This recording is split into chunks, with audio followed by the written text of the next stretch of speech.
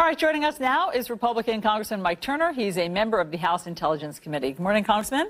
Good morning. How are you doing? I'm doing well. Do you agree with your colleague, Kevin McCarthy, that Chairman Schiff should resign his post? Well, I really do believe that Adam Schiff's leadership of the Intelligence Committee is compromised, and really for three reasons. One is, he wasn't being straight with the American public or with you when we would have hearings in the Intel Committee on the Trump campaign and coordination. We would hear witness after witness, as you now know, come in and say, I have no evidence of collusion. I don't know anyone else who has evidence of collusion.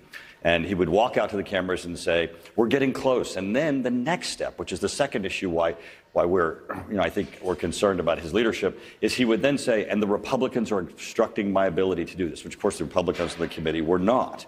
So it's very divisive. He's been dishonest with the American public as to what was actually happening in the Intel Committee. So just to be clear, this is helpful. So just to be clear, you actually heard him misrepresenting things that would happen behind closed doors, and then he would come out and you heard him lying about it?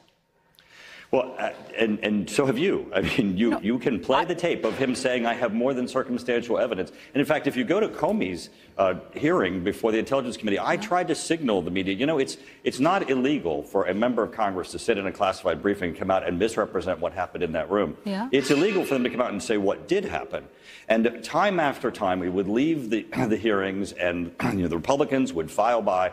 Adam Schiff would run in front of the cameras and say outrageous inflammatory things that just did not represent what happened in that room. But then the second thing is the divisiveness. He would blame the Republicans, that he was somehow being constrained in finding collusion, in which we now know from the Mueller report there is no collusion to find.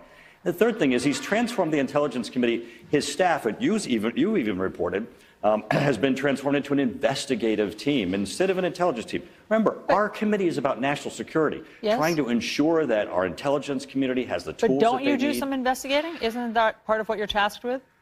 Not the type of investigation that he has been directed toward. Remember, he had Felix Sater coming in just tomorrow to ask him more questions about collusion and collaboration with the Trump campaign, who had already been interviewed by the Mueller campaign. Well, I mean, I think that it's because he wanted to know more about the Moscow Trump Tower, where there are still some questions about why we didn't know the right timeline of that and why Donald Trump as candidate and then president didn't own up to that business deal. The Mueller investigation interviewed Felix Sater. There's no more work for the Intelligence Committee to do with respect to any aspect of Trump and collusion. But hold on one second, Congressman. Let me just collusion. You have a duty separate and apart from the Mueller investigation. You all have oversight and investigative powers, even if Robert Mueller didn't exist.